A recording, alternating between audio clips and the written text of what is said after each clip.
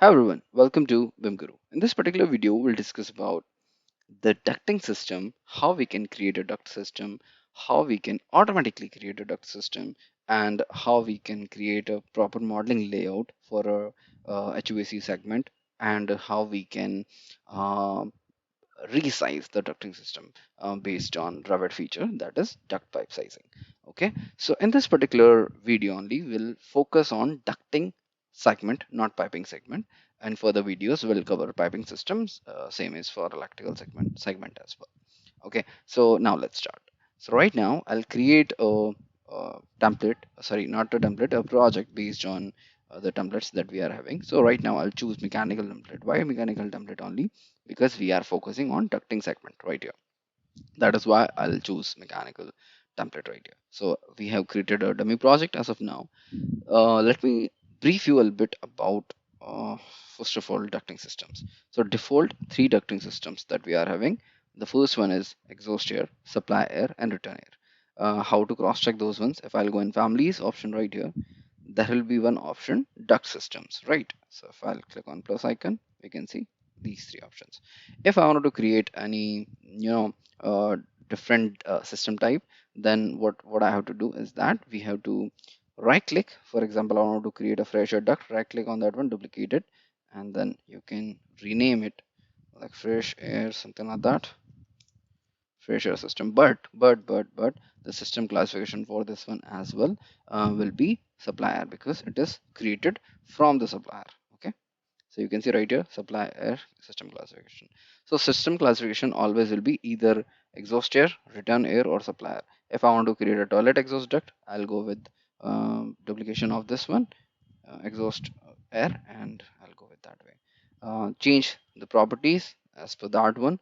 Like you have to reassign the material, different material, definitely if you are creating new ducting system right here. Fine.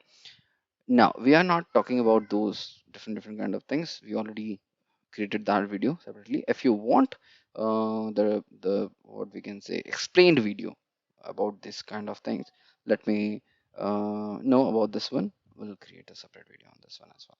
But right now, my main focus was that just focus on these three: exhaust air, return air, and supplier, because these three are key ducting systems. Okay, of any project. Okay, now uh, let me create some boundaries and then we'll see how we can proceed. Let me create ceiling because we'll go for the ducting. So 8 terminals will be right there.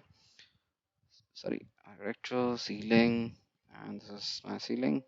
I'm not going with floor or slab, something like that, because we just need the ceiling only. Fine. Now let me go in mechanical ceiling layout. This is my ceiling. So what we'll do in this particular video, we got the idea about ducting systems, right? Let me tell you a little bit more. There are three terms called system classification, system name, and system type. So I've created a duct right here. If I'll select this one in the properties panel right here, we can see system classification. As I mentioned, system classification always will be either supply air, return air, or exhaust air. Except these three, we are not having any another system classification as of now from Revit. Okay, so it will always be supply air, return air, or exhaust air. It depends by which you have created the system type, different system type. Like for example, we have created fresh air, right? If I'll change this one to fresh air, my system classification will not change. Fine. But if I'll change this one to exhaust air, my system classification will change to exhaust air. Why exhaust air? Because it will convert my system classification to default system classification, that is exhaust air or return air or supplier. Okay, depends on your system type, correct? And how you have created that system type. Okay, for example, if I'll create make a pair system type from this exhaust air, that is wrong, but I'm telling you for an example. That is why please make sure that whatever system type you are creating, it should come through a proper standard practice. Like if you are creating makeup air unit, it will come from supplier. If you are creating outside air, it will again come from supplier. If you are creating toilet exhaust duct, it will come from exhaust. kitchen exhaust, same thing from exhaust, something like that. So please make sure about that one. If I'll create, for example, I'm going with the wrong way. Okay. So for example, I'm creating this one as a makeup air. Okay. So we know that that's wrong thing because makeup air is kind of supply air, right? But we have created this one from exhaust air. So system classification will be exhaust air. If I'll create my if I'll convert this particular duct into makeup air, then my system classification will be exhaust air only. And that's wrong, correct? That'll not work. So please make sure whatever you are selecting, it is based on standard practice.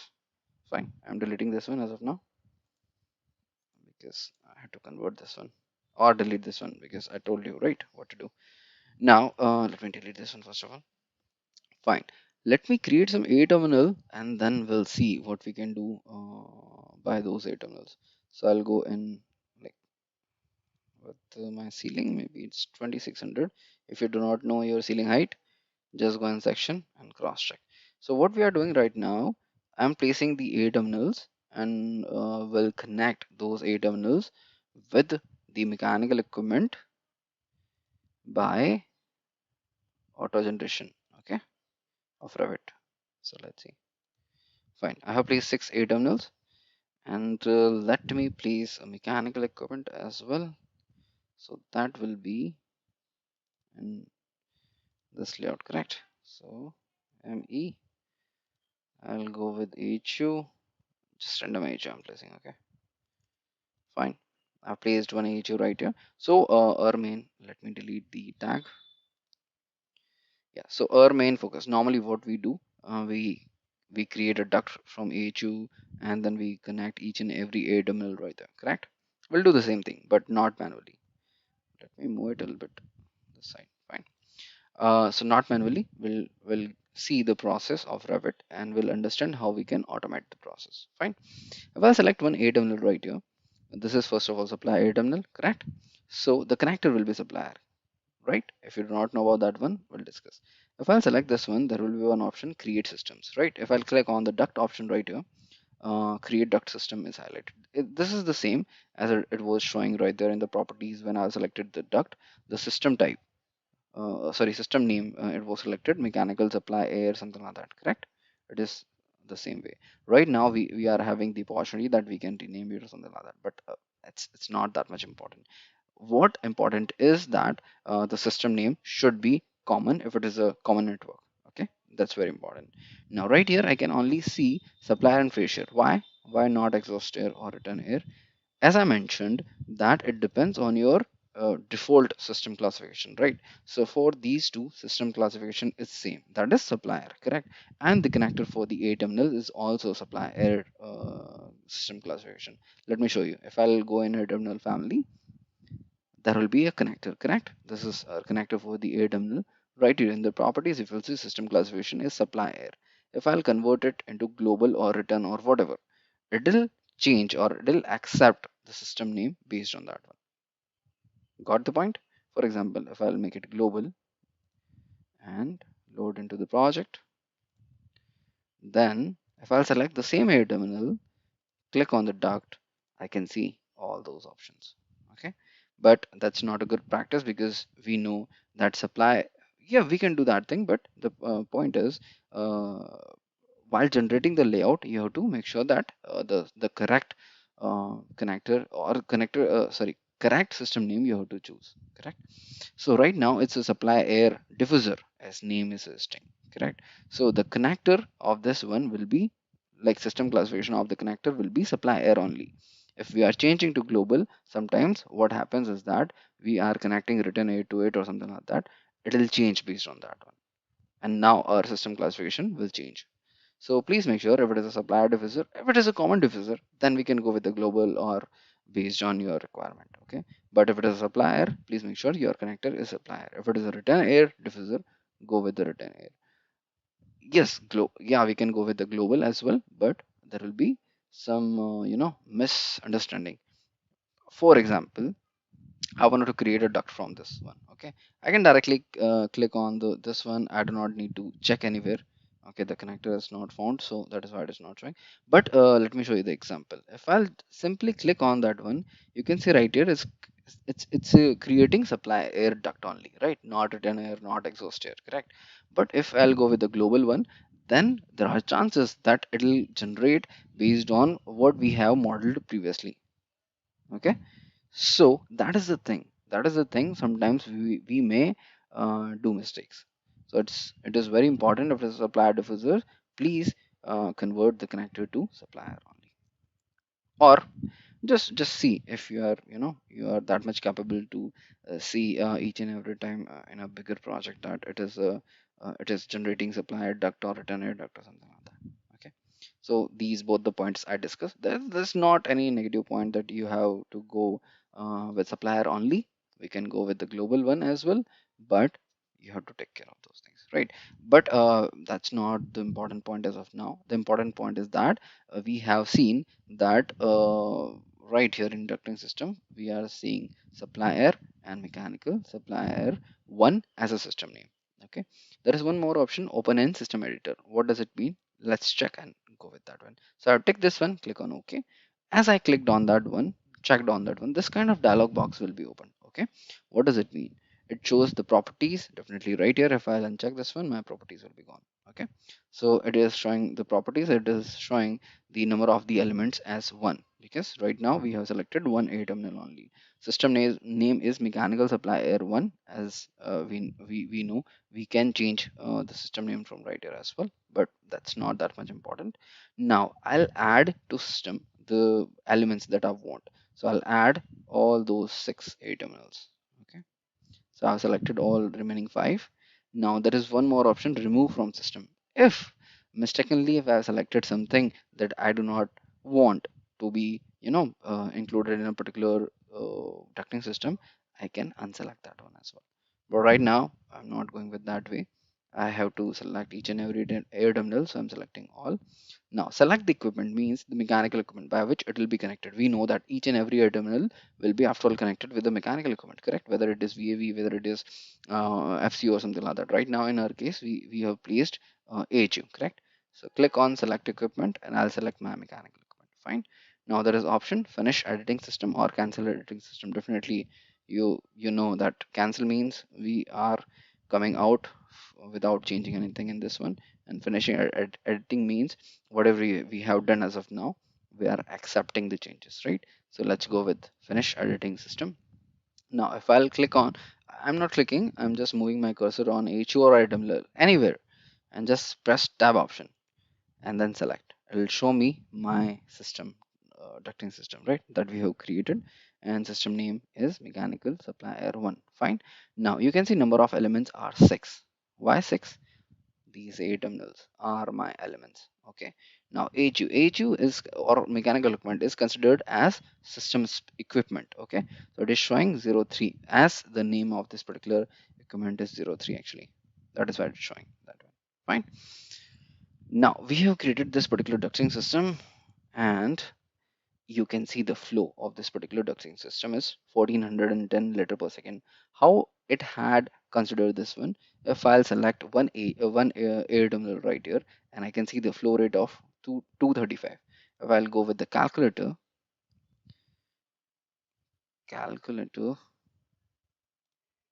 so 235 into 6, correct? 6 air terminals we are having. So 235 into 6. Sorry, where it has gone. Into 6 equal to 1410. So if I'll see my system's airflow, that is 1410, correct? It means it had already calculated the overall flow, airflow in the system, correct? Based on that one, it will size the duct. Okay.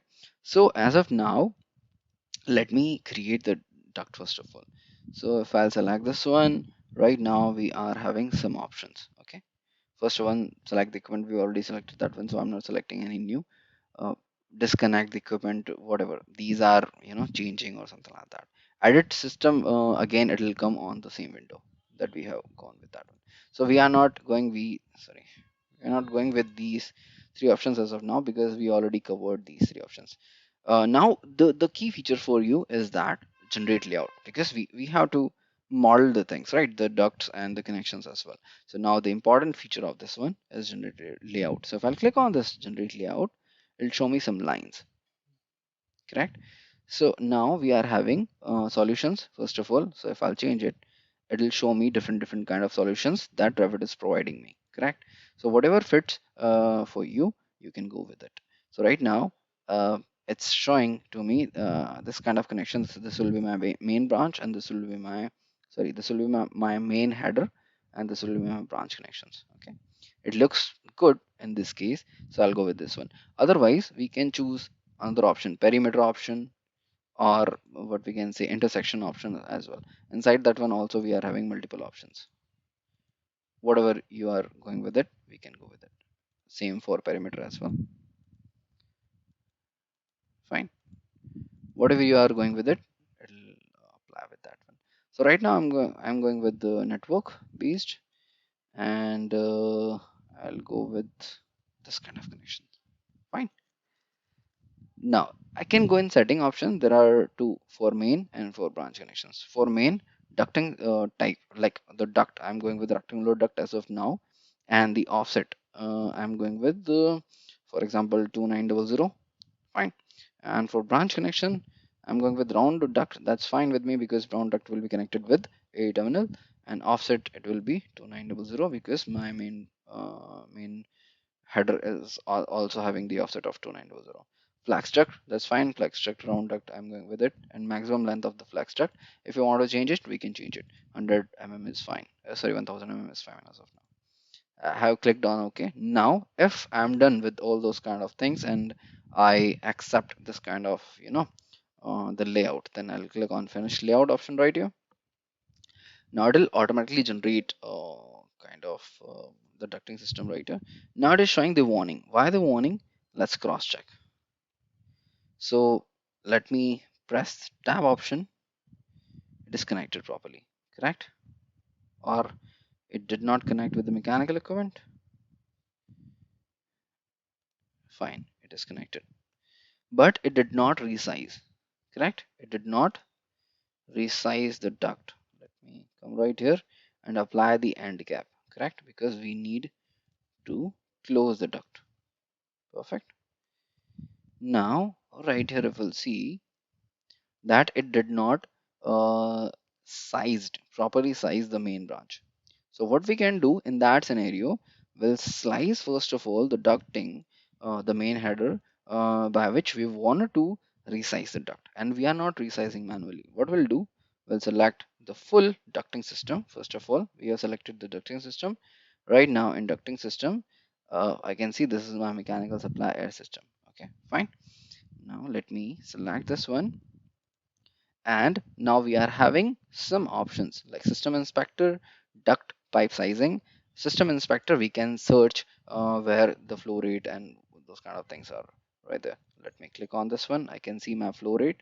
It's right here 1410 because it's going with the maximum one. Now it's having 940. Why? Because it's minus of these 235 and 235, and now it will be reduced to 470. Now again this will be 235, 235. So it's showing me proper the pressure loss or system, sorry, static pressure as well. Now but that's not my point. What I was searching for to resize the my main header, correct? So I'll go right here, duct pipe sizing, click on that one. This kind of dialog box will be open. It's very important. It depends on which parameter you want to resize your main header. So whether it is friction, velocity, equal friction, or static regain. Okay, so I'll go with equal friction as of now. Right now there are two options. You can see only and or actually three options. It depends on how you are segregating your uh, sorry, what does it mean, like how you are segregating your sizing method, whether you are going with equal friction or you are going with friction and velocity as well. Like for example, I'll go with velocity and friction. I can go with that one as well if you are going with static regain or something like that, but normally we are going with velocity or equal friction method. So In this case, I'll go with equal friction and I'll go with 0.82 Pascal per meter only. If you want, you are having your specific friction, then you can apply it right there. Okay. Now constraints that you are applying, how you are resizing your main header, whether to calculate size only or match connector sizes, or how you are going with this one. Right now, I'll go with match connector sizes so that my connectors will not lose their connections. Okay. Now the height and width we can restrict. Okay, so for example, I do not want to go beyond 800 mm my duct height, and I do not want to go with the 600 of my width, because otherwise it will be problem. Oh, sorry, let me go with like reverse. Height will be 600 and my duct width will be 800, so that I can expand. But because we know sometimes we are having ceiling constraint, so I'll not go with a 600 beyond 600 okay. I'll click on OK. Now I'll resize my header based on whatever I have given the things to it. Now you can see it had applied one transition right here and one transition right here. Why? Because I sliced that one right there only. If you want to resize it from right here, slice it right there, or wherever you want. Okay, that's how we can resize it. If you'll see, it had changed the duct size from right here as well, because we know that the header size may vary as per the actual condition that we have applied to it. So now if I'll press TG, it is 55, it's 400 by 400, and it's 300 by 300. The constraint that I have applied, that my um, the width of this duct should not exceed from 800, I guess, and my height will not exceed from 600. So we can see it had constraint to 500 only. It did not go beyond than that. Okay, and now my connectors as well are properly aligned. If I'll go in 3D, you can see these are properly aligned, and the flow as well, it's properly maintained. We know the shoe direction is also very important. The flag duct, why it is not showing, because whether it is, we have to make it fine, or that sometimes it does not properly bend, so that is why it does not show the proper flags. It depends on the connections that we are making. I guess I have to raise this duct, or make it a little bit low. The constraint with the flag duct, right? Let me raise my network, accept. Okay, let me go with,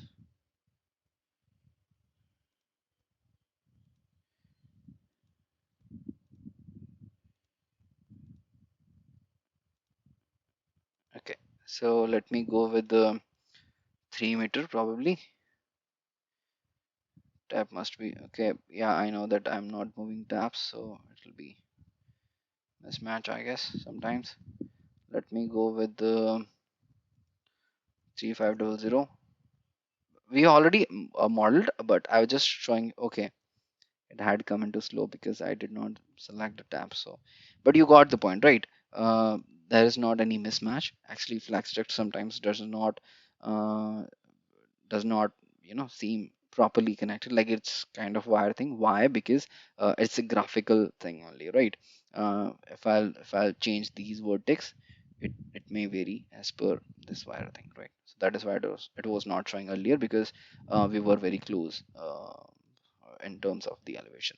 So right now we have modeled each and everything, and we can tag those kind of things, and that's how we can use the Revit feature of the design, in terms of, if you are going with, if you want to learn, and if you want to cross check that whatever we have chosen or constraints, are they properly working in this case or not. So that's how we can use the designing feature of duct sizing of Revit. In our next video, we'll cover the pipe sizing of the same thing. So thanks a lot guys for watching this video. Let's meet in my next video.